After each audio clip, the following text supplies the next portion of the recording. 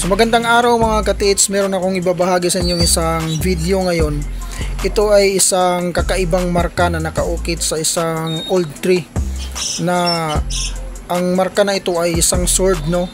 At itong marka na to na nakaukit sa old tree ay hinahanap ng isang Hapones dito sa Bohol mga ka-tits.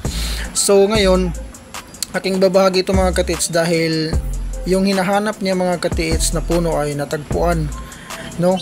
Natagpuan ko mga ka-tits, nakita ko, pero hindi niya ito nakikita mga ka-tits. So siguro ito yung hinahanap niya mga ka-tits. Sa akin lang baka ito yung hinahanap niya, kasi yung nakita ko ay may marka talaga na sword, tapos ito ay old na talaga na kahoy, no? So ito mga ka-tits, no, ito yung sword na sinasabi ko na nakaukit sa puno.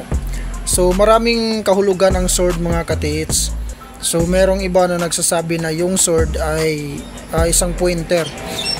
So totoo yun mga ka-tits. Kapag ang sword ay nahukay mo sa ilalim ng lupa, ay yung mismong sword na yan ay may halaga yan. Pero hindi yan ang treasure mga ka-tits. Kasi ang treasure mga ka-tits yung tinuturo ng sword na yan. So dapat mong malaman yan. Pero ito kasi nakaukit sa kahoy. So iba naman ang kahulugan nito mga ka-tits. Iba rin ang ibig sabihin nito. Pwede rin itong magiging pointer kung saan ito nakaturo. Depende sa posisyon niya.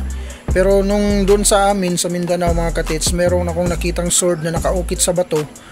Napakahaba na pagka-sword. Ang ibig naman sabihin noon ay isang tunnel mga ka-tits. So kahit naman itong sword na nakita ko na hinahanap ng Hapon, ito ay baka madalian lang ito kasi bakit niya hinahanap, at saka hindi naman siya taga rito mga ka-tits. So ibig sabihin ito ay madali lang kunin. So hindi ko alam kung ano ang ibig sabihin nito, kasi ngayon lang din ako nakakita ng ganitong klaseng sword mga ka-tits. Tapos sabi niya meron dang lumang bahay. May lumang bahay, tapos yung puno ay katabi lang sa luma ng bahay, at ang puno na yun ay may nakaukit na sword mga ka-tits.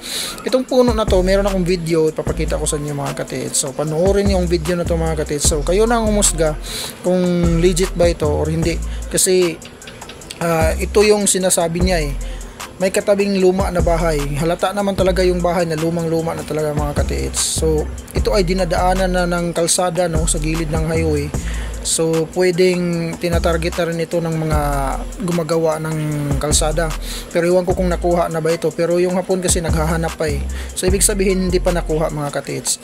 So ngayon ito panoorin niyo ang video mga ka-tits. So kayo na humusga kung ito ba ay legit talaga na marka mga ka-tits. Ano ang kahulugan nito mga ka-tits?